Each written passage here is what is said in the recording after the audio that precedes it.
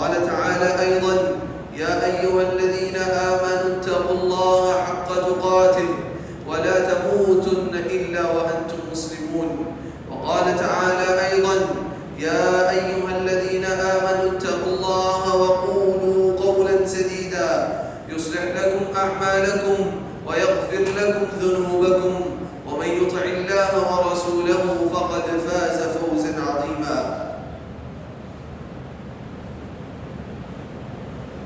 أما بعد،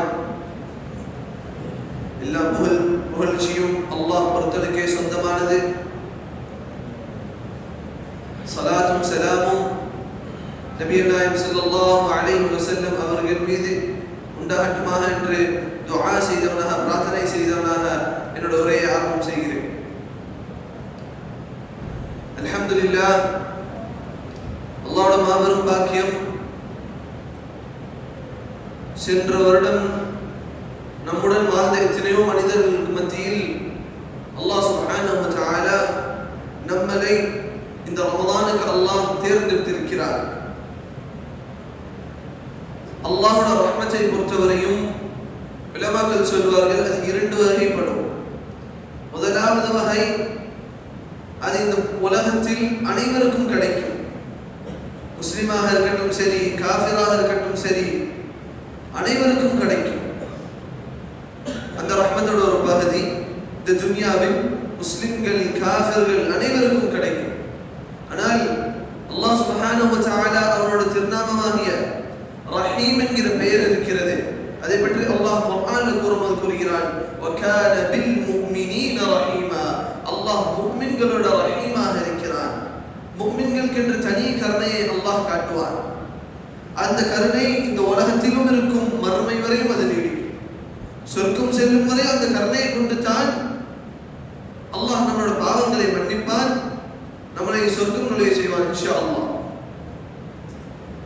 அப்படிப்பட்ட கருணையாளன் நம்ம அனைவரையும் இந்த ரமதானுக்கு நம்மளை தேர்ந்தெடுத்திருக்கிறார். அல்லாஹ் சுப்ஹானஹு வ தஆலா குர்ஆனில் கூறுகிறான், லஇன் ஷக்கர்தும் லஅஸீதன்னகும் வலஇன் கஃபர்தும் இன்ன அஸாபி லஷதீத். நன்றி செலுத்தினீர்கள் என்றால் உங்களுக்கு நான் அதை அதிகரித்து தருவேன். வலஇன் கஃபர்தும், நீங்க நிராகரித்து விட்டால், நன்றி கிட்டவர்களாக மாறிவிட்டால், இன்ன அஸாபி லஷதீத், என்னோட தண்டனை மிக கடினமானதாக இருக்கும் என்று அல்லாஹ் சுப்ஹானஹு வ தஆலா கூறுகிறார். அல்லாஹ் தந்த பல நிஅமத்களில் இதை ஒரு நிஅமத்தாக ஒரு முஸ்லிம் கருதுவான். ரமதானை அடைந்தது ஒரு நிஅமத்தாக கருதுவான். அந்த ரமதானை அடைந்து விட்டால் ரமதான் இப்பொழுது முடிய போகிறது.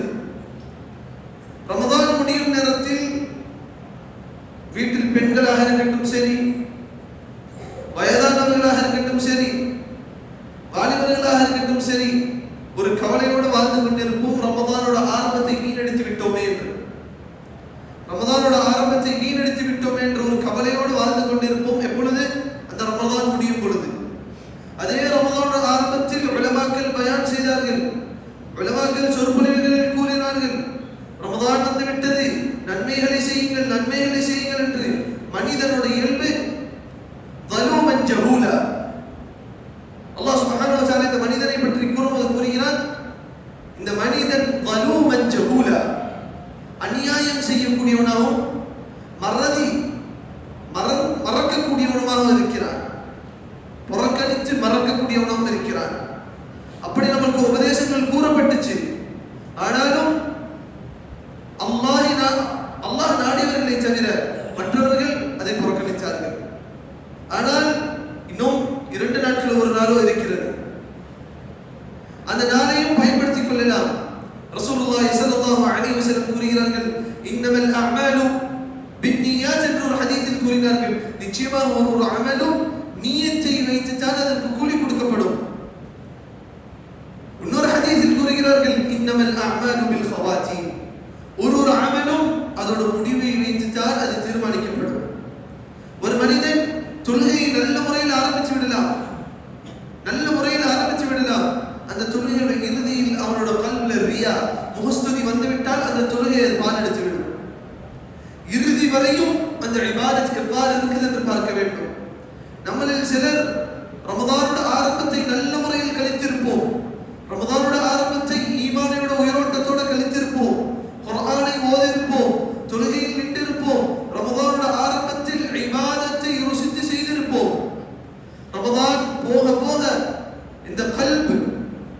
அது ரொம்ப பழக்கப்பட்டு விட்டு அந்த இபாதத் குறைய ஆரம்பிக்கும், ஓதுதல் குறைய ஆரம்பிக்கும். முதல் பிறையில் இருந்து அதே ரமதான் தான் 29வது பிறையிலும் இருக்கிறது. முதல் பிறைக்கு என்ன சிறப்போ அதே பிறை தான் கடைசி பிறைக்கும் சிறப்பு இருக்கிறது. அதே ரமதான் தான், சிறப்பு குறையவில்லை. அதனால் நான் ஆரம்பத்தில் நல்ல இபாதத் செய்து விட்டேன் என்று முடிவை விட்டுவிடக் கூடாது. ஏனென்றால் ரசூலுல்லாஹி ஸல்லல்லாஹு அலைஹி வஸல்லம் கூறுகிறார்கள், இன்னமல் அஅமாலு பில் ஹவாதீம். ஒரு அமலும் அதோட முடிவை வைத்து தான் தீர்மானிக்கப்படும். ரமதானோட முடிவில் இருக்கிறோம். அதே போன்று சில நபர்கள் இருப்பார்கள், ரமதானோட ஆரம்பத்தை போட்டு விட்டு இருப்பார்கள். ரமதானோட ஆரம்பத்தை வீண் பேச்சிலும் விளையாட்டிலும் கழித்திருப்பார்கள். இதோ ரமதானோட முடிவு வந்து விட்டது, இந்த முடிவை நல்ல முறையில் பயன்படுத்திக் கொள்வோம். அல்லாஹ் சுப்ஹானஹு வ தஆலா நம் ஆரம்பத்தில் விட்ட அந்த குறைகளுக்கு அல்லாஹ் சுப்ஹானஹு வ தஆலா இங்கே நமக்கு மன்னிப்பை தருவான் இன்ஷா அல்லாஹ். அதே ரப்புல் ஆலமீன் தான், எந்த ரப்புல் ஆலமீனை ரமதான் முதல் பிறையில் வணங்கிக் கொண்டிருந்தோமோ அதே ரப்புல் ஆலமீனை தான் ரமதானோட இறுதி பிறையில் வணங்கப் போகிறோம். அது மட்டுமல்ல சகோதரர்களே, ரமதான் என்பது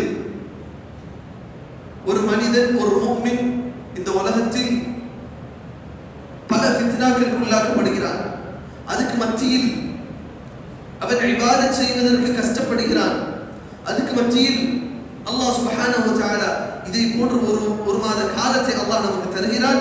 அந்த காலத்தில் அதிகம் இபாதத் செய்து கொள், அதிகம் நன்மைகளை பெற்றுக்கொள், நன்மைகளை வாரி எடுத்துக்கொள் என்று சொல்லி அல்லாஹ் சுப்ஹானஹு வ தஆலா இந்த ஒரு மாத காலத்தை நமக்கு தருகிறான். சிலர் நினைத்து விடுகிறார்கள் அல்லாஹ் ரப்புல் ஆலமீனை இந்த மாதத்தில் மட்டும்தான் வணங்க வேண்டும் என்று. பெருநாளுக்கு அடுத்த நாள் அந்த மனிதனுக்கு பெருநாளுக்கு முந்தின தினம் இருந்த தக்வா எங்க போய்விட்டது, காணாமல் போய்விட்டது. அல்லாஹ் சுப்ஹானஹு வ தஆலா இந்த ரமதானை பற்றி கூறுகிறான், குதிப அலைக்குமுஸ் ஸியாம், உங்களுக்கு ரமதானின் நோன்பு கடமையாக்கப்பட்டிருக்கிறது. கமா குதிப அலல் லதீன மின் கப்லிக்கும், உங்களுக்கு முன் சென்ற அந்த சமுதாயத்திற்கு எவ்வாறு கட்டளையாக்கப்பட்டதோ அதே போன்று கடமையாக்கப்பட்டிருக்கிறது. எதற்காக? லஅல்லக்கும் தத்தகூன், நீங்க தக்வா உள்ளவர்களாக மாற வேண்டும். அது வெறுமனே தக்வா உள்ளவர்களாக ரமதானில் மாற வேண்டும் என்று அல்லாஹ் கூறவில்லை. அந்த ரமதான் முடிந்ததுக்கு பிறகு நம்மளோட தக்வா அதிகரிக்க வேண்டும், நம்மளோட ஈமான் அதிகரிக்க வேண்டும், நாம் செய்திருந்த நல்ல அமல்கள் ஒரு பகுதியில் கூட வேண்டும், நாம் செய்து கொண்டிருந்த பாவங்கள் குறைய வேண்டும். இந்த மாற்றத்தை ஒரு மனிதன் ரமதானுக்கு பின்னாடி பார்க்கவில்லை என்றால் அவன் எப்படி தக்வாவை பெற்றுக் கொண்டான், அவன் எவ்வாறு தக்வாவை பெற்றுக் கொண்டவனாக மாறுவான்? இந்த தக்வா என்ற வார்த்தைக்கு விளக்கம் என்ன? தக்வாவை பெறுவதென்றால் என்ன? ஒரு வாழ்க்கையில் தக்வா இருக்க வேண்டும் என்றால் என்ன? அலி ரலியல்லாஹு அன்ஹு இந்த தக்வாவுக்கு அழகான ஒரு விளக்கத்தை சொன்னார்கள். அல் கௌஃபு மினல் ஜலீல் வல் அமலு பித்தன்சீல் வல் கனாஅத்து பில் கலீல் வல் இஸ்திஅதாது லியௌமிர் ரஹீம். 4 விஷயங்களை உள்ளடக்கியதாக இருக்கிறது. சில உலமாக்கள் 2 விஷயத்தை கூறினார்கள். அல்லாஹ் நமக்கு கட்டளையிட்டதை எடுத்து நடக்க வேண்டும். அல்லாஹ் நம்மளை விட்டு சில விஷயங்களை தடுத்தானே, இதெல்லாம் தவிர்த்து இருக்க வேண்டும் கட்டளையிட்டானே, அதையெல்லாம் விட்டு தவிர்த்து இருக்க வேண்டும். இதுவும் அதில் உள்ளடங்கும். அலி ரலியல்லாஹு அன்ஹு விளக்கமாக சில விஷயங்களை சேர்த்து கூறினார்கள். முதலாவது கூறினார்கள் அல் கௌஃப் மினல் ஜலீல், அல்லாஹ்வை கொண்டு அல்லாஹ்வை அஞ்ச வேண்டும். அந்த ஜலீல் அல்லாஹ்வை அஞ்ச வேண்டும். ரமதானில் அல்லாஹ்வை அஞ்சுகிறோம். ரமதானோட பகல் நேரங்களில் ஏன் சாப்பிட மாட்டேங்கிறோம்? மறைவான இடத்தில் இருந்தாலும், யாரும் இல்லாத ஒரு இடத்தில் நின்றாலும் அல்லாஹ்வை அஞ்சி அந்த இடத்தில் ஒரு சொட்டு தண்ணீர் கூட குடிக்காமல் தவிர்த்து கொள்கிறோம். அதே ரப்புல் ஆலமீன் தான் மீதமுள்ள 11 மாதத்துக்கும் அவன் தான் ரப்பு. எந்த ரப்புல் ஆலமீன் ரமதான மாதத்தில் நம்மளுக்கு ரப்பாக இருக்கிறானோ அதே ரப்புல் ஆலமீன் தான் மீதமுள்ள 11 மாதங்களுக்கும் அவன் தான் ரப்புல் ஆலமீன். நாம் எப்படி இருக்கிறோம் என்றால் அல்லாஹ் என்னமோ இந்த மாதத்தில் மட்டும்தான் அஞ்சப்பட வேண்டும், மற்ற மாதங்களில் அல்லாஹ்வை அஞ்சுவது தேவையில்லை என்று நினைத்துக் கொள்கிறோம். தக்வா என்றால் அல்லாஹ்வை அஞ்ச வேண்டும், ஒரு நொடியும் அஞ்ச வேண்டும். அப்படிப்பட்ட முஃமின்களை பற்றி, அல்லாஹ்வை அஞ்சக்கூடியவர்களை பற்றி அல்லாஹ் குர்ஆனில் கூறுகிறான்.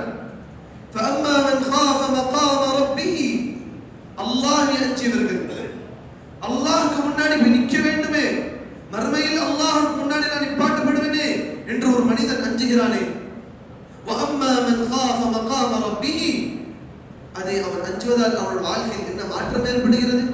وَنَهَى النَّفْسَ عَنِ الْهَوَى அவனோட நஃப்ஸை மனோ இச்சையிலிருந்து தடுத்துக் கொள்கிறான், இச்சைகளிலிருந்து தடுத்துக் கொள்கிறான். மனோ இச்சை சொல்லக்கூடிய ஹராமை விட்டு அவன் தடுத்துக் கொள்கிறான். அல்லாஹ் அதுக்கு என்ன கூலியை தருகிறான்? فَإِنَّ الْجَنَّةَ هِيَ الْمَأْوَى அவனோட முடிவிடம் எதுவாக இருக்கும்? சொர்க்கமாக இருக்கும். அதே ஒரு மனிதன் இந்த உலகத்தில் آثر الحياة الدنيا இந்த உலகத்தை முன்வைத்து அவன் வாழ்கிறான். அல்லாஹ்வுடைய தூதரை புறக்கணித்து விட்டான், இஸ்லாத்தை மறந்து விட்டான், ஹலால் ஹராம் பேணுவதை மறந்து விட்டான். இந்த உலகம் உலகம் என்று ஓடிக்கொண்டிருக்கிறான். சம்பாத்தியமா அதில் ஹலாலா ஹராம் என்று சிந்திப்பதில்லை. அல்லாஹ் சுப்ஹானஹு வ தஆலா பாதுகாக்க வேண்டும். இதே ஊரில் எத்தனையோ நபர்கள் தொழுகிறார்கள், நம்மளோட நோன்பு பிடிக்கிறார்கள், ஜகாத்தையும் கொடுக்கிறார்கள், வருடத்துக்கு ஒரு முறை ஹஜ்ஜுக்கும் செல்கிறார்கள். ஆனால் சம்பாத்தியம் ஹராமாக இருக்கிறது. ரசூலுல்லாஹி ஸல்லல்லாஹு அலைஹி வஸல்லம் ஒரு ஹதீஸில் கூறினார்கள், ஒரு மனிதன் அல்லாஹ்விடம் துஆ கேட்பான். அவன் எப்படிப்பட்டவனாக இருப்பான் என்றால், அவன் தலைமுடி பரட்டையாக இருக்கும், அவனோட உடலில் இருக்கக்கூடிய சட்டை ஒழுங்காக இருக்காது, ஒரு கஷ்டத்தோட சூழ்நிலையில் இருக்கிறான். அல்லாஹ் சுப்ஹானஹு வ தஆலா கஷ்டத்தோட சூழ்நிலையில் இருக்கக்கூடிய ஒரு மனிதனோட துஆவை ஏற்றுக்கொள்கிறேன் என்று குர்ஆனில் கூறுகிறான். அப்படிப்பட்ட மனிதன் அல்லாஹ்விடம் துஆ செய்யும் பொழுது அல்லாஹ் அதை மறுக்கிறான். ரசூலுல்லாஹி ஸல்லல்லாஹு அலைஹி வஸல்லம் கூறினார்கள், லிபாசுஹு ஹராம் அவன் உடுத்திய ஆடை ஹராமாக இருக்கிறது, மக்களுஹு ஹராம் அவன் உண்ணக்கூடிய உணவு ஹராமாக இருக்கிறது. சிந்தித்து பாருங்கள், நம்ம ஊரில் எத்தனை பேர் இபாதத்துகள் செய்யலாம், தலையில் தொப்பி போட்டுக் கொள்ளலாம், தாடி வைத்துக் கொள்ளலாம், ஆனால் இந்த சம்பாத்தியம் ஹராமாக இருந்தால் அல்லாஹ்விடம் பதில் சொல்ல வேண்டும். நாம் துஆ கேட்பதற்கு கையை ஒசத்தினாலும் அல்லாஹ் அதற்கு பதில் அளிக்க மாட்டார். அதே போன்று தான் பெண்களுக்கும் தன்னோட கணவர்மார்கள் எவ்வாறு சம்பாதிக்கிறார்கள். செலவுகளில், அதாவது முன் சென்ற சமுதாயத்தில் பெண்கள் எவ்வாறு இருப்பார்கள் என்றால், அதிலும் நல்லவர்கள் இருந்தார்கள், தீயவர்கள் இருந்தார்கள். அதில் நல்லவர்கள் எவ்வாறு இருப்பார்கள் என்றால், கணவர்களிடம் சொல்வார்கள், எங்களுக்கு உங்களிடமிருந்து எதுவும் தேவையில்லை, ஒரே ஒரு விடயம், எங்களை வீட்டில் எங்களை விட்டுவிட்டு நீங்க வெளியே செல்கிறீர்கள், அல்லாஹ்வோட ரிஸ்கை தேடுவதற்காக நீங்க வெளியே செல்கிறீர்கள், ஹலாலான முறையில் தேடிக்கொண்டு வாருங்கள். உங்களை நம்பி, அல்லாஹ்வை நம்பி நான் வீட்டில் இருக்கிறேன், அல்லாஹ் உங்களை காரணமாக ஆக்கி வைத்திருக்கிறான், ஹலாலான முறையில் சம்பாதித்துட்டு வாங்க என்று அந்த பெண்கள் உபதேசம் செய்வார்கள். அப்படிப்பட்ட பெண்களாக இருந்தார்கள். அந்த சமுதாயம் தலையோங்கிய சமுதாயமாக வாழ்ந்துச்சு. இன்றைய காலத்தில் இந்த சமுதாயத்துக்கு அல்லாஹ்வோட புறத்திலிருந்து உதவி மட்டும் தேவை. ஆனால் அல்லாஹ் சொல்லக்கூடிய ஹலாலான சம்பாத்தியத்தை பேணுவதில்லை, மார்க்கம் சொல்லக்கூடிய தௌஹீதை பேணுவதில்லை, ஹலால் ஹராமான எல்லை கோட்டுகளை பேணுவதில்லை. அல்லாஹ்வோட புறத்திலிருந்து எப்படி உதவி வரும் இந்த சமுதாயத்திற்கு? தக்வாவோட முதல் விஷயமாக கூறினோம், அல் ஹவுஃப் மினல் ஜதீத், அல்லாஹ்வை நினைத்து ஒரு மனிதன் அஞ்ச வேண்டும். இதற்கு குர்ஆனில் வசனங்களை சொன்னால் சொல்லிக்கொண்டே போகலாம். இரண்டாவது விஷயத்தில் இமாம் அலி ரலியல்லாஹு அன்ஹு கூறினார்கள், வல் அமலு பித்தன்சீல், ஒரு மனிதன் குர்ஆனும் ஹதீஸின் படியும் அவருடைய வாழ்க்கையை அமைத்துக் கொள்ள வேண்டும். இறக்கப்பட்ட அந்த எதெல்லாம் அல்லாஹ்விடத்தில் வந்ததோ, தன்சீல் எதெல்லாம் இறங்கியதோ, குர்ஆனும் இறங்கியது, இந்த வஹியாக சுன்னத்தும் இறங்கியது, அதன்படி அவருடைய வாழ்க்கையை அமைத்துக் கொள்ள வேண்டும். அதில் ஒன்று தான், இதோ நமக்கு பெருநாள் தொழுகை வந்துவிட்டது. அந்த பெருநாள் தொழுகையில் ரசூலுல்லாஹி ஸல்லல்லாஹு அலைஹி வஸல்லம் நமக்கு வலியுறுத்திய ஒரு விஷயம் தான், அந்த பெருநாள் தொழுகையோட 2 ரக்காத் தொழுகை வெறும் 2 ரக்காத் தொழுகை தான். அதுக்கு பின்னாடி ஒரு குத்பா செய்யப்படும், அவ்வளவுதான். ஆனால் அந்த தொழுகைக்கு ரசூலுல்லாஹி ஸல்லல்லாஹு அலைஹி வஸல்லம் முக்கியத்துவம் செலுத்தினார்கள். அவர்கள் சில ஹதீஸ்களில் கூறினார்கள், பெண்கள் வீட்டில் தொழுவது சிறந்தது என்று சொன்னார்கள். ரசூலுல்லாஹி ஸல்லல்லாஹு அலைஹி வஸல்லம் சில ஹதீஸ்களில் கூறினார்கள், லா தம்னஉ இமா அல்லாஹி மசாஜித் அல்லாஹ், அல்லாஹ்வுடைய வீடுகளிலிருந்து பெண்களை தடுக்காதீர்கள் என்று கூறினார்கள். அதை ஒரு ஜாயிஸாக வைத்திருந்தார்கள். பெண்கள் வந்தால் அனுமதிக்கப்பட்டது, ஆனால் அவர்களுக்கு சிறப்பு எது? வீட்டில் தொழுவ வேண்டும். ஆனால் அதே நபி ஸல்லல்லாஹு அலைஹி வஸல்லம் நமக்கு கட்டளையிட்டார்கள். ஹதீஸ்களில் அறிவிப்பு செய்யப்படுகிறது, அமரனா ரசூலுல்லாஹி ஸல்லல்லாஹு அலைஹி வஸல்லம், எங்களுக்கு ரசூலுல்லாஹி ஸல்லல்லாஹு அலைஹி வஸல்லம் கட்டளையிட்டார்கள். யாரோட கட்டளை? இமாம் ஷாஃபியோட கட்டளையா? இமாம் அபு ஹனீஃபாவோட கட்டளையா, இமாம் மாலிக்கோட கட்டளையா, இமாம் அஹ்மத் இப்னு ஹம்பலோட கட்டளையா? இல்லை. நமக்கு அனுப்பப்பட்ட அந்த தூதர் ரசூலுல்லாஹி ஸல்லல்லாஹு அலைஹி வஸல்லம் அவர்களோட கட்டளை. அமரனா ரசூலுல்லாஹி ஸல்லல்லாஹு அலைஹி வஸல்லம், எங்களுக்கு ரசூலுல்லாஹி ஸல்லல்லாஹு அலைஹி வஸல்லம் கட்டளையிட்டார்கள். இந்த ஹதீஸ்களை அணுகும்போது ஒரு முறையை சொல்லி தருவார்கள். எப்படி என்றால், ஒரு ஹதீஸ் பேசுகிறது என்றால் அது ரசூலுல்லாஹி ஸல்லல்லாஹு அலைஹி வஸல்லம் பேசுவதற்கு சமம். அதனால் தான் திர்மிதியோ அபூதாவதோ இந்த புத்தகத்துக்கு சொல்வார்கள், யார் வீட்டில் திருமிதி இருக்கிறதோ அந்த வீட்டில் ரசூலுல்லாஹி ஸல்லல்லாஹு அலைஹி வஸல்லம் பேசிக் கொண்டிருக்கிறார்கள் என்று சொல்வார்கள். காரணம் என்ன? ரசூலுல்லாஹி ஸல்லல்லாஹு அலைஹி வஸல்லம் ஹதீஸ்கள். அதே போன்று அப்துல்லாஹ் இப்னு முபாரக் ரஹிமஹுல்லாஹ் அவர்கள் எல்லாம் இந்த ஹதீஸ்களை எவ்வாறு அணுகினார்கள், எவ்வாறு பார்த்தார்கள்? நாம் எல்லாம் இதை ஒரு செய்தியாக பார்க்கிறோம். ஹதீஸ் என்பது ஒரு செய்தி. அவர்கள் இதை எவ்வாறு அணுகினார்கள் தெரியுமா? அப்துல்லாஹ் இப்னு முபாரக் ரஹிமஹுல்லாஹ்விடம் கேட்கப்படுகிறது, நீங்க வீட்டிலேயே இருக்கிறீங்களே, வீட்டில் ஒரு மூலையிலே இருக்கிறீங்களே, வெளியில வந்து 4 பேரோட பழகுவோமே, அப்படியெல்லாம் கிடையாது அவங்களுக்கு என்று கேட்கிறார்கள். யார் இந்த அப்துல்லாஹ் இப்னு முபாரக்? ஹதீஸ் துறையின் மூத்த அறிஞர்களில் ஒரு அறிஞர். அவர் சொன்னார், உஸாஹிபு ரசூலுல்லாஹி ஸல்லல்லாஹு அலைஹி வஸல்லம் வ அஸ்ஹாபா, நான் யாரோட தோழமை கொண்டிருக்கிறேன் தெரியுமா?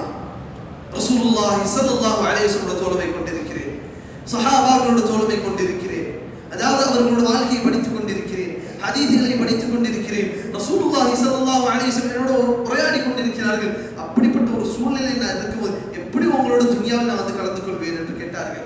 இப்படித்தான் ஹதீஸ்களையும் சஹாபாக்களோட வாழ்க்கையை வரலாறை படிக்கும் போது இவ்வாறு தான் அணுக வேண்டும். அந்த முறையில் இந்த ஹதீஸை அணுகுவோம். அமரனா ரசூலுல்லாஹி ஸல்லல்லாஹு அலைஹி வஸல்லம், எங்களுக்கு ரசூலுல்லாஹி ஸல்லல்லாஹு அலைஹி வஸல்லம் கட்டளையிட்டார். எதை கட்டளையிட்டார்கள்? அன் நுஹ்ரிஜஹுன்ன ஃபில் ஃபித்ரி, பெண்களை வெளியாக்குங்கள். யாரோட கடமை இது? வீட்டுல சொன்னங்க, கேட்கலங்க, முஹல்லாலே தொழுதுக்கிறன்னு சொன்னாங்க, வீட்டிலே பெருநாத்துலே தொழுதுக்கிறன்னு சொன்னாங்க. யாருக்கு ரசூலுல்லாஹி ஸல்லல்லாஹு அலைஹி வஸல்லம் கட்டளையிட்டார்கள்? இந்த சமுதாயத்தோட ஆண்களுக்கு ரசூலுல்லாஹி ஸல்லல்லாஹு அலைஹி வஸல்லம் கட்டளையிட்டார்கள். வீட்டில் இருக்கக்கூடிய பெண்களை வெளியே கொண்டு வாருங்கள். எந்த அளவுக்கு என்றால், பெருநாத்துலகை, அது ரமதானோட பெருநாத்துலையா இருக்கட்டும், ஹஜ்ஜோட பெருநாத்துலையா இருக்கட்டும், இரண்டிலும் அல் அவாத்தித் வல் ஹுய்ய வதவாத்தில் ஹுதூர், சிறைக்கு பின்னாடி இருக்கக்கூடிய அந்த சிறு வயது பருவத்துக்கு வந்த, அதாவது வயசுக்கு வந்த அந்த பெண் பிள்ளைகளையும் கூட்டிட்டு வாருங்கள். மாதவிடாயில் இருக்கக்கூடிய பெண்களையும் அழைத்துட்டு வாருங்கள். எந்த மாதவிடாய் பெண்களுக்கு தொழுகை கடமை இல்லையோ அவர்களையும் ரசூலுல்லாஹி ஸல்லல்லாஹு அலைஹி வஸல்லம் பெருநாள் தொழுகைக்கு திடலுக்கு வர வேண்டும் என்று ரசூலுல்லாஹி ஸல்லல்லாஹு அலைஹி வஸல்லம் கூறினார்கள். எல்லா பெண்களும் வர வேண்டும்.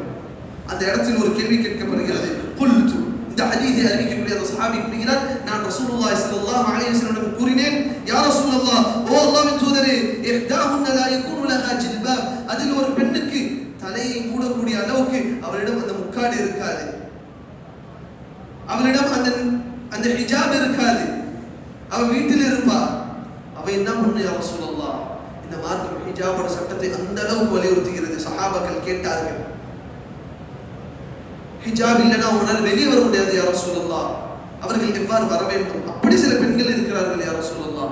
ரசூலுல்லாஹி ஸல்லல்லாஹு அலைஹி வஸல்லம் கூறினார்கள், லிதுல்பிஸஹா உக்தஹா மின் ஜில்பாபிஹா, அவளோட சகோதரி அவளோட ஹிஜாபில் இருந்து அவளுக்கு அணியட்டும், சகோதரியிடம் கேட்டுவிட்டு வரட்டும், அண்டை வீட்டாரிடம் கேட்கட்டும்.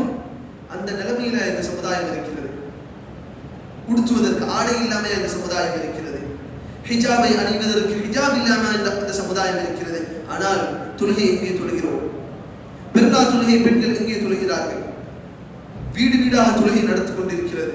உலமாக்கள் சிலரிடம் ஒரு கருத்து இருந்துச்சு, பள்ளிவாசல்ல தொழுவலாமா தொழுவக்கூடாதா, அதை விட்டு விடுங்கள். ஆனால் வீட்டில் எவ்வாறு பெருநாள் தொழுகை சொல்வது? ரசூலுல்லாஹி ஸல்லல்லாஹு அலைஹி வஸல்லம் வீட்டிலிருந்து வெளியேறுங்கள் என்று சொன்னார்கள். வீட்டிலிருந்து பெண்களை வெளியேற்றி கொண்டு வாருங்கள் என்று சொன்னார்கள். இது யாருக்கு கடமை? இந்த உம்மத்தில் இருக்கக்கூடிய ஆண்களுக்கு கடமை. ஆனால் இந்த உம்மத்தில் தௌஹீதை பேசிக் கொண்டிருக்கக்கூடிய சில ஆண்கள், குர்ஆனும் சுன்னாவும் நாம் பேசுகிறோம் என்று சொல்லக்கூடிய சில ஆண்கள் வார்த்தையில் தௌஹீதை பேசுகிறார்கள், வார்த்தையில் நாம் சுன்னாவை பின்பற்றக்கூடியவர்கள் என்று கூறுகிறார்கள். வீட்டோட நிலைமை, பெண்களோட நிலைமை, வீட்டில் இருக்கக்கூடிய பெண் பிள்ளைகளோட நிலைமை சுன்னத்தில் இருக்கிறதா? கேள்வி இருக்குது சகோதரர்களே. அல்லாஹ் சுப்ஹானஹு வ தஆலா குர்ஆனில் கூறுகிறார், யா அய்யுஹல்லதீன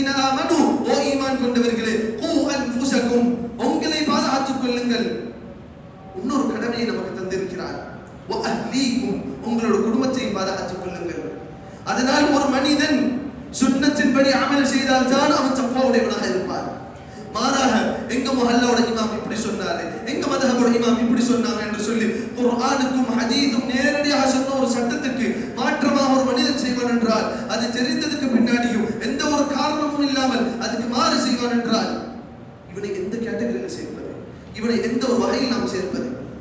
அல்லாஹ் சுப்ஹானஹு வ தஆலா நம் அனைவரையும் பாதுகாக்க வேண்டும். அலி ரலியல்லாஹு அன்ஹு தக்வாவுடைய வரைவிலக்கணத்தில் கூறும்போது அடுத்ததாக கூறினார்கள், வல் கனாஅத்து பில் கலீல், குறைவில் போதுமாக்கிக் கொள்வது. குறைவில் போதுமாக்கிக் கொள்வது, கொஞ்சமாக இருக்குதா அதில் போதுமாக்கிக் கொள்வது. இதை ஏன் தக்வாவோட ஒரு பகுதியில் சேர்க்க வேண்டும்? ஒரு மனிதன் அவனோட வாழ்க்கையில் கொஞ்சமாக சம்பாதிக்கிறானா, போதுமா இருக்குதா, வாழ்க்கைக்கு தேவைகளுக்கு போதுமாக இருக்குதா, போதுமாக்கிக் கொள்ள வேண்டும். ஆனால் இந்த சமுதாயம் ஒரு வார்த்தையை சொல்லுது, சம்பாதிக்கிறது ஹலால் தானே, செல்வம் சேர்ப்பது ஹலால் தானே. அப்ப அந்த இடத்துல எல்லாருக்கும் கண்ணுக்கு முன்னாடி ஒரு சஹாபி வந்து விடுவார்கள், ஒரே சஹாபி எல்லாருக்கும் வந்து விடுவார்கள். அப்துல் ரஹ்மான் இப்னு அவுஃப் ரலியல்லாஹு அன்ஹு பணக்காரராக தானே இருந்தார், சஹாபாக்களுக்கு மத்தியிலே பணக்காரராக தானே இருந்தார், சம்பாதித்தார்களே. அவர்களை பற்றி ஒரு சம்பவம் சொல்வார்கள். மதீனாவுக்கு வந்ததுக்கு பிறகு அன்சாரி தோழர் கேட்டார், அப்துல் ரஹ்மான் இப்னு அவுஃப், உங்களுக்கு என்ன வேணும் சொல்லுங்கள், என்னோட மனைவிமார்களில் யாரை உங்களுக்கு தலாக் செய்து உங்களுக்கு திருமணம் செய்து தர வேண்டும் கூறுங்கள், என்னோட சொத்தில் எந்த பகுதியை வேண்டும் கேளுங்கள், நான் தருகிறேன் என்று அந்த அன்சாரி தோழர் சொல்லும் பொழுது அப்துல் ரஹ்மான் இப்னு அவுஃப் ரலியல்லாஹு அன்ஹு சொன்னார்கள், எனக்கு கடை வீதிக்கு வழியை காமிங்கள் என்று சொல்லி சம்பாதிக்க சென்றார்களே, ஹலாலான ரிஸ்கை தேடுவதற்கு சென்றார்களே, அந்த முறையில் தான் நாங்களும் சம்பாதிக்கிறோம். சம்பாதிக்கிறது ஹராமா என்று கேட்டு இவர்கள் எவ்வாறு மாற்றி விடுகிறார்கள் என்றால், அப்துல் ரஹ்மான் இப்னு அவுஃப் ரலியல்லாஹு அன்ஹு வாழ்க்கை ஒருபோதும் இப்படி ஆதாரம் சொல்லக்கூடியவர்கள் வாழ்வதில்லை. அப்துல் ரஹ்மான் இப்னு அவுஃப் ரலியல்லாஹு அன்ஹு ஒட்டகங்களை சம்பாதித்துட்டு வருவார்கள், கூறுவார்கள் இந்த ஒட்டகம் எல்லாம் அல்லாஹ்வுடைய பாதையில் சென்றுவிடும் என்று சொல்வார்கள். அப்படிப்பட்ட சம்பாத்தியத்தை நாம் சென்று செய்து கொண்டிருக்கிறோமா? சம்பாதித்துக் கொண்டிருக்கிறோம். ஜகாத்தை கொடுப்பதற்கு நமக்கு விதிக்கப்பட்ட, நமக்கு கடமையாக்கப்பட்ட அந்த ஜகாத்தை கொடுப்பதற்கு இந்த மனது வலிக்கின்றது. ரசூலுல்லாஹி ஸல்லல்லாஹு அலைஹி வஸல்லம் நம்மை குறைவில் போதுமாக்கி சொன்னார்கள். ஒரு ஹதீஸில் சொன்னார்கள், லைஸல் கினா பிகஸரத்தில் மால் இன்னமல் கினா கினா நஃப்ஸ் ஓ கமா قال அலைஹி ஸலாத்து வஸலாம். பணக்கார தன்மை என்ற ஒரு தன்மை இருக்குது, என்ற செல்வம் இருக்குது, பணக்கார என்ற எல்லாம் இருக்குது என்ற ஒரு தன்மை இருக்குது. அது அதிகமான பணத்தில் இருந்து வருவதல்ல, அதிகமான செல்வத்தில் இருந்து வருவதல்ல, மாறாக கினா நஃப்ஸ், என்னோட நஃப்ஸ் போதும் என்று சொல்லிவிட்டதா, நீங்க தான் இந்த உலகத்தில் பெரிய பணக்காரர். நீங்க எவ்வளவு சம்பாதித்துக் கொண்டிருக்கலாம், மனது போதும் என்று சொல்லவில்லையா? நீங்க உங்க மனதிடம் ஏழையாக தான் இருக்கிறீர்கள். கையில் கோடிகளை வைத்திருக்கலாம், கையில் லட்சங்களை வைத்திருக்கலாம், ஆனால் இந்த மனது போதும் என்று சொல்லவில்லையா? உங்க மனது நிப்பாட்டார். கோடிகள் 10 கோடியாக மாறினாலும் சரி, 10 கோடி 50 கோடியாக மாறினாலும் சரி, இந்த உள்ளம் சொல்லும் சம்பாதித்துக் கொண்டே என்று சொல்லும். அலி ரலியல்லாஹு அன்ஹு சொன்னார்கள், அல் கனாஅத்து பில் கலீல், குறைவில் போதுமாக்கிக் கொள்ள வேண்டும். ஏன் இதை தக்வாவுக்குள் கொண்டு வர வேண்டும்? ஏனென்றால் இது ஹராமான பல பாதைகளை விட்டு ஒரு மனிதனை தடுக்கின்றது, ஹராமான வருமானங்களை விட்டு தடுக்கின்றது, ஹராமான தேவைகளை விட்டு தடுக்கின்றது, ஹலாலான வாழ்க்கையை வாழ்வதற்கு உறுதுணையாக இருக்கிறது. அதனால் தான் இதையும் தக்வாவோட ஒரு விடயத்தில் ஒரு விடயமாக கூறினார்கள். இறுதியில் ஒரு விஷயத்தை சொன்னார்கள் தக்வாவோட வரைவிலக்கணத்தில், அல் இஸ்திஅதாது லியௌமிர் ரஹீம். எந்த நாள் இந்த உலகத்திலிருந்து நம்ம பிரிந்து போக போகிறோமோ அந்த நாளுக்கு தயார் செய்து கொள்வது. அந்த நாளுக்கு நாம் எவ்வாறு தயார் செய்து கொண்டோம், நாம் எப்போ பிரிய போகிறோம் என்றே நமக்கு தெரியாது. சென்ற வருடம் சில நபர்கள் நம்மளோட இருந்தார்கள், ரமதானில் பெருநாத்துலவில் நம்மளோடு நின்று தொழுதார்கள், நம்மளோட மற்ற இபாதத்துகளையும் செய்தார்கள். அந்த மனிதர்கள் பிரிந்து விட்டார்கள், அவர்களுடைய நேரம் வந்துவிட்டது. லா தஸ்தக்திமூன சாஅத்தன் வலா லா யஸ்தக்திமூன சாஅத்தன் வலா யஸ்தக்ஹிரூன். ஒரு நொடியும் பிந்தவில்லை, ஒரு நொடியும் முந்தவில்லை, அவர்கள் சென்று விட்டார்கள். அதே போன்று தான் நமக்கும் நேரம் வரும். அந்த நேரத்தில் அல்லாஹ் சுப்ஹானஹு வ தஆலா முன்னறிவிப்பு செய்ய மாட்டான். மனிதனை இன்னும் 5 நிமிஷத்தில் உனக்கு மௌத் வரப்போகுது, தயார் செய்து கொள் என்று அல்லாஹ் சொல்ல மாட்டான். அது திடீரென்று வரும். அந்த மரணம், அந்த மலக்குல் மௌத் திடீரென்று வருவார்கள். நம்ம ஊரை சார்ந்த ஒரு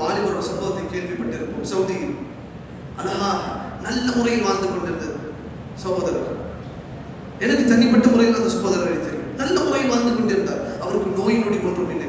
அல்லாஹ் அவரை ஆஃபியத்தோடு வைத்திருந்தார். வயது முதிர்ந்த வயது அல்ல. இந்த சமுதாயம் கேட்கக்கூடிய 2 கேள்வி. ஒரு ஆள் மௌத்தாகிவிட்டார். வயதானவரா, நோய் எதுவும் இருந்துச்சா? இரண்டும் இல்லை. அவருக்கு நல்ல முறையில் இருந்தார். திடீரென்று மரணம் வந்து விட்டது, மரணித்து விட்டார். நம்மளோட இன்றைய நாள் பெருநாளில் அவர் இல்லை. இதே போன்று இந்த பெருநாளை நம்மளில் எத்தனை பேர் அடைவோம் என்று தெரியவில்லை. அந்த நாளுக்கு தயார் செய்து கொள்ளுங்கள். அதுதான் தக்வா. அந்த தயாரிப்பில் இதுக்கு முன்னாடி சொன்ன 3 வந்துவிடும். குறைவான இதில் வாழ்ந்து கொள்வது, ஹலாலான முறையில் வாழ்ந்து கொள்வது, அல்லாஹ்வை அஞ்சுவது, இது அனைத்தும் அதில் வந்துவிடும்.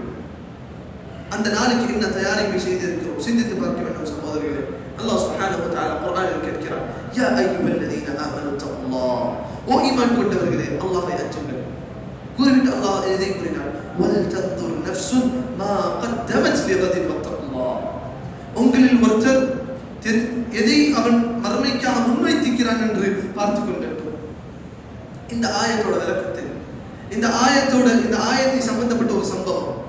ஒரு முறை உமர் இப்னு அப்துல் அசீஸ் ரஹிமஹுல்லாஹ் அவர்கள் மன்னராவதற்கு முன்பாக அவர் மன்னர்களோட சபைக்கு செல்கிறார்கள். அந்த இடத்தில் மன்னரோட சபையில், கலீஃபாவோட சபையில் ஒருத்தரும் அவர் முன்வைக்கிறார் ஒரு விஷயத்தை, அவருக்கு ஒரு விடயம் கிடைக்கிறது. உமர் இப்னு அப்துல் அசீஸ் ரஹிமஹுல்லாஹ் எதையும் முன்வைக்கவில்லை, அவருக்கு எதுவும் கிடைக்கவில்லை.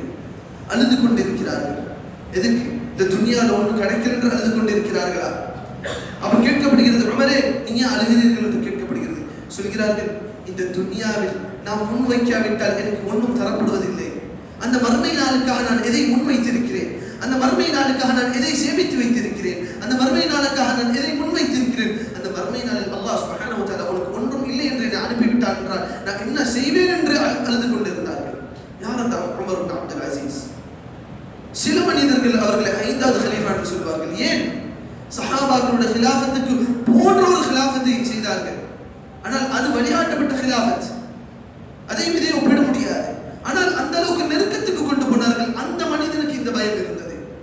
நாம் எல்லாம் எந்த இடத்தில் இருக்கிறோம், நம்மளோட நிலை எந்த இடத்தில் இருக்கிறது, அந்த மறுமைக்காக எதை முன்வைத்தோம் என்று ஒரு மனிதன் சிந்தித்துக் கொண்டிருக்க வேண்டும். ஒரு நொடியும் என்னோட குடும்பம் எந்த நிலையில் இருக்கிறது, என்னோட மனைவி எந்த நிலையில் இருக்கிறார், நான் பாசத்தால் பாராட்டக்கூடிய என்னோட பிள்ளைகள் எந்த நிலைமையில் இருக்கிறார்கள்.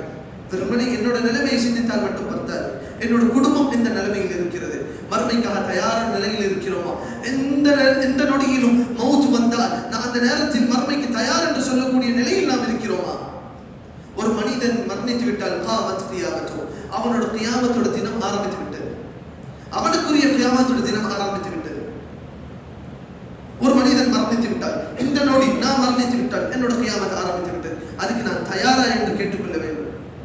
அந்த நேரத்தில் ஒரு மனிதன் சொல்வான், பாவம் செய்து கொண்டிருந்தவன் சொல்வான், قال رب ارجعون, என்னோட ரப்பே என்னை மீண்டும் இந்த உலகத்துக்கு அனுப்பிவிடு, لعلي اعمل صالحا فيما تركت, நான் விட்டுவிட்ட அந்த அமல்களை எல்லாம் நான் செய்துவிட்டு வருகிறேன். அல்லாஹ் தெளிவாக சொல்கிறான் குர்ஆனில், கல்லா, அவனுக்கு அது அனுமதிக்கப்படாது. இன்னஹா கலிமத்துன் ஹுவ காயிலுஹா, அவன் வெறுமனே சொல்லக்கூடிய ஒரு அற்ப வார்த்தை தான் அது. அதுக்கு எந்த ஒரு பெருமானமும் கிடையாது, அந்த வார்த்தைக்கு எந்த ஒரு மதிப்பும் கிடையாது. அவன் இந்த உலகத்துக்கு திரும்ப அனுப்பப்பட மாட்டான்.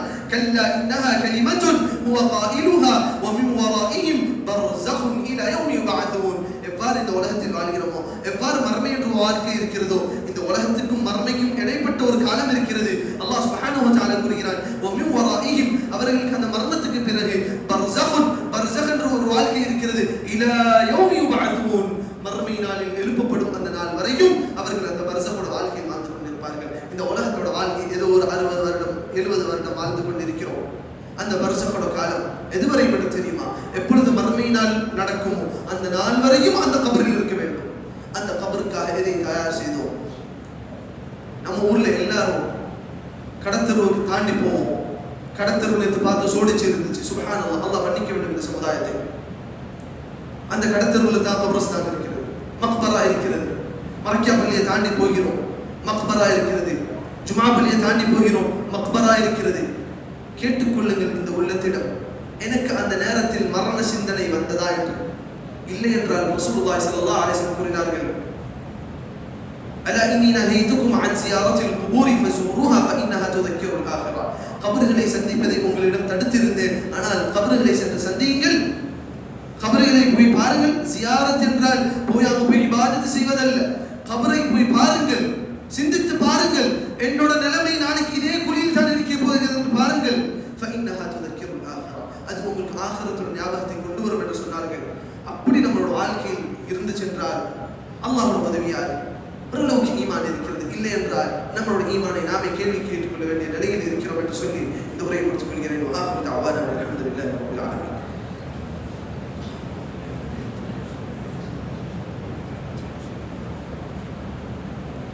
அல்ஹம்துலில்லாஹி வகஃபா வஸல்லல்லாஹு வஸல்லம அலா நபிய்யில் முஸ்தஃபா வஅலா ஆலிஹி வஸஹ்பிஹி வமன் தபிஅஹும் பிஇஹ்சானின் இலா யௌமித்தீன். அல்லாஹ் சுப்ஹானஹு வ தஆலா குர்ஆனில் இந்த ரமதானோட மாதத்தை அதோட சிறப்பை கூறிவிட்டு கூறுகிறான். இறுதியில் கூறுகிறான், வலிதுகப்பிருல்லாஹ அலா மா ஹதாக்கும் வ லஅல்லக்கும் தஷ்குரூன். அல்லாஹ் உங்களுக்கு தந்த இந்த ரமதானை முடியும் பொழுது உலமாக்கள் சொல்கிறார்கள், முடியும் பொழுது அந்த பெருநாள் தினத்தில் தக்பீர்களை சொல்ல வேண்டும். ஏன்? அலா மா ஹதாக்கும், அல்லாஹ் உங்களை வழிகாட்டினான் இந்த ரமதான் பக்கம். இதே வருடத்தில் எத்தனையோ முஸ்லிம்கள் ரமதானோட தினத்தில் நோன்பு பிடிப்பதில்லை. நான் சில மனிதர்களை பார்த்திருக்கிறேன், கூறுகிறார்கள், நான் வேலையில் இருக்கிறேன், எங்க வேலை அப்படிப்பட்ட கஷ்டமான வேலை, ரமதானில் நோன்பு பிடிப்பதில்லை. அந்த மக்களுக்கெல்லாம் மத்தியில் அல்லாஹ் சுப்ஹானஹு வ தஆலா நம்மளை தேர்ந்தெடுத்திருக்கிறார், நமக்கு நேர்வழியை காட்டியிருக்கிறார். அதற்காக அல்லாஹ் தக்பீர் சொல்ல வேண்டும் அதிகமாக. வலஅல்லக்கும் தஷ்குரூன், நீங்க அல்லாஹ்வுக்கு நன்றி உள்ளவர்களாக மாற வேண்டும். ரமதான் முடியும் பொழுது முஸ்லிம் உம்மத்தில் சாதாரணமாக காணப்படக்கூடிய ஒரு விஷயத்தான் அழுவது. ரமதான் போவதேன்னு அழுவார்கள். இதெல்லாம் உண்மையான அலையை கேட்டால் உண்மையான அலையை கிடையாது. இது எல்லாம் வெறுமனே ஒரு நடிப்பு தான். ரமதானோட ஆரம்பத்தில் எத்தனையோ முறை மிம்பர்களில் கூறப்பட்டுச்சு, ரமதானுக்கு வந்துவிட்டது, அமலை செய்யுங்கள், யா பாகியல் கைரி அக்பில் வ யா பாகியல் ஷர்ரி அக்ஸிர், நன்மையை தேடக்கூடியவனே முன்வாருங்கள், பாவத்தில் இருக்கக்கூடியவனே அந்த பாவங்களை குறைத்துக்கொள் என்று எத்தனையோ முறை சொல்லப்பட்டது. இந்த உள்ளத்தில் தக்வா இருந்திருந்தால் அதன்படி அமல் செய்திருக்கும். ஆனால் அந்த நேரத்தில் நாம் இந்த காதை விட்டு விட்டது. நான் இதற்கு கூறவில்லை கடைசி நேரத்தில் சுதாரிக்கக்கூடியவர்களிடம் ஈமான் இல்லை என்று சொல்லவில்லை, அவர்களிடமும் ஈமான் இருக்கிறது. ஆனால் உண்மை எது? ஆரம்பத்தில் இருந்து உணர்ந்து வாழ்கிறானே, ஆரம்பத்தில் இருந்து உணர்ந்து அமல் செய்கிறானே, அவனும் இறுதியில் உணர்ந்து அமல் செய்வனும் ஒரு நாள் ஒன்றாக மாட்டான். ஆனால் இறுதி வந்துவிட்டது, நல்ல முறையில் இபாதத் செய்வோம். இந்நேரத்தில் அழுது எந்த ஒரு பிரயோஜனமும் கிடையாது. இந்த ரமதான் போக போகிறது என்று அழுது கவலைப்பட்டு ஒரு பிரயோஜனமும் கிடையாது. கடைசி நேரங்களை நல்ல முறையில் பயன்படுத்திக் கொள்வோம். முடிஞ்ச அளவுக்கு குர்ஆனோட ஈடுபடுத்திக் கொள்வோம். முடிஞ்ச அளவுக்கு தொழுகையில் நின்று கொள்வோம். அதிகமான நேரம் தொழுகையில் நின்று கொள்வோம். அல்லாஹ் சுப்ஹானஹு வ தஆலாவிடம் துஆ கேட்போம். இன்னமும் சொர்க்கத்தோட வாசல் திறக்கப்பட்டு தான் இருக்கிறது, நரகத்தோட வாசல் இன்னும் வரை மூடிப்பட்டு தான் இருக்கிறது. அல்லாஹ்விடம் துஆ செய்வோம், யா அல்லாஹ் எங்களை மன்னித்து விடு என்று அழுது துஆ அல்லாஹ்விடம் கேட்போம். மாறாக இந்த மக்களை பார்க்கிறோம், அழுது கொண்டிருக்கிறார்கள், ரமதான் போக போகிறது. அப்படி கிடையாது. உலமாக்கள் எப்படி இருப்பார்கள் என்றால், நமக்கு முன் சென்ற அந்த நல்லவர்கள் எப்படி இருந்தார்கள் என்றால், ரமதான் முடிய போகிறதா, அல்லாஹ்விடம் ஷுக்ர் செய்தார்கள். யா அல்லாஹ், எனக்கு இந்த ரமதானை நீ தான் யா அல்லாஹ் தந்தா, ரப்பனா தகப்பல் மின்னா, நான் இந்த ரமதானில் செய்த எல்லா அமல்களையும் ஏற்றுக்கொள் யா அல்லாஹ் என்று அந்த முறையில் தான் ஒரு முஃமின் இருக்க வேண்டும். ரமதான் முடிகிறதா, அல்லாஹ்க்கு அதிகம் தக்பீர் சொல்ல வேண்டும். ரமதான் முடிகிறதா, அல்லாஹ்க்கு அதிகம் நன்றி செலுத்த வேண்டும். யா அல்லாஹ், இந்த ரமதானுக்கு நீ என்னை தேர்ந்தெடுத்தாய் யா அல்லாஹ், அடுத்த ரமதானுக்கும் என்னை தேர்ந்தெடுத்து விடு யா அல்லாஹ், அதுவரையும் எனக்கு ஹயாத் தாய் யா அல்லாஹ், அந்த ஹயாத்தில் கைர் இருந்தால், அந்த வாழ்க்கையில் கைர் இருந்தால், நான் வாழ்வது கைராக இருந்தால், நன்மையாக இருந்தால் எனக்கு அந்த வாழ்க்கையை நீட்டி தாய் யா அல்லாஹ் என்று ரசூலுல்லாஹி ஸல்லல்லாஹு அலைஹி வஸல்லம் துஆ செய்தார்கள். எப்படி என்று தெரியுமா? யா அல்லாஹ், எனக்கு நீண்ட வாழ்வை தாய் என்று துஆ செய்யவில்லை. அல்லாஹும்ம அஹ்யினி மா கானத் அல் ஹயாத்து கைரன் லி, யா அல்லாஹ் எனக்கு ஹயாத்தை தா, எதுவரையும் என்றால் அந்த ஹயாத் எனக்கு கைராக இருந்தால் எனக்கு அந்த ஹயாத்தை நீட்டி தாய் யா அல்லாஹ். வதவஃபனி இதா கானத் அல் வஃபாத்து கைரன் லி, நான் மரணிப்பது சிறந்தது என்றால், நான் மரணிப்பது சிறந்தது என்றால் எனக்கு மரணத்தை தாய் யா அல்லாஹ் என்று கேட்க வேண்டும். அந்த அடிப்படையில் யா அல்லாஹ், அடுத்த ரமதான் வரை இருப்பது எனக்கு சிறந்ததாக இருந்தால், இல்ல அதை விட பெரும் கூலி நான் உனக்கு வைத்திருக்கிறேன் என்று சொன்னால் எனக்கு அந்த கூலியை தந்துவிடு யா அல்லாஹ். இல்லை, அடுத்த நோன்பு வரையில் இருப்பது எனக்கு சிறந்ததாக இருந்தால், யா அல்லாஹ், எனக்கு அடுத்த ரமதான் வரை வாழ்வதற்குள்ள பாக்கியத்தை தா யா அல்லாஹ். இந்த ரமதானில் நான் செய்த நல்ல அமல்களை ஏற்றுக்கொள் யா அல்லாஹ். இந்த ரமதானில் செய்த நான் பாவங்களை குறைப்பதற்கு எனக்கு உதவி செய்ய அல்லாஹ். இதுக்கு பிறகும் நல்ல ஒரு முஃமினாக வாழ்வதற்கு எனக்கு உதவி செய்ய அல்லாஹ். திரும்பவும் கூறுகிறேன், இந்த ரமதானில் எந்த ரப்புல் ஆலமீனை வணங்கிக் கொண்டிருந்தோமோ அதே ரப்புல் ஆலமீன் தான் மீதமுள்ள 11 மாதத்துக்கும் நம்மளை பார்த்துக் கொண்டிருக்கிறார். நம்மளிடம் கேள்வி கேட்பார். ஒரு நொடிக்கும் கேள்வி கேட்பார் என்றால் அது மீதமுள்ள 11 மாதமும் அதில் உள்ளடங்கும். அந்த முறையில் ரமதான் முடிந்ததுக்கு பிறகு அடுத்த தினமே முஃமின்கள் காஃபிர்களாக மாறிவிடாமல், முஸ்லிம்கள் காஃபிர்களாக மாறிவிடாமல், முஸ்லிம்கள் முனாஃபிகீன்களாக மாறிவிடாமல், அது எந்த முஸ்லிமாக அந்த ரமதானில் இருந்தோமோ அதே முஸ்லிமாக தொடர்ந்து இருப்பதற்கு அல்லாஹ் நம் அனைவருக்கும் தௌஃபீக் செய்ய வேண்டும். இதை சொல்லி என்னோட உரையை முடித்துக் கொள்கிறேன். أقول قولي هذا وأستغفر الله العظيم لي ولكم فاستغفروه إنه هو الغفور الرحيم. إن الله وملائكته يصلون على النبي يا أيها الذين آمنوا صلوا عليه وسلموا تسليما. اللهم صل على محمد وعلى آل محمد كما صليت على إبراهيم وعلى آل إبراهيم إنك حميد مجيد. اللهم بارك على محمد وعلى آل محمد كما باركت على إبراهيم وعلى آل إبراهيم إنك حميد مجيد. وأقول قولي هذا وأستغفر الله العظيم لي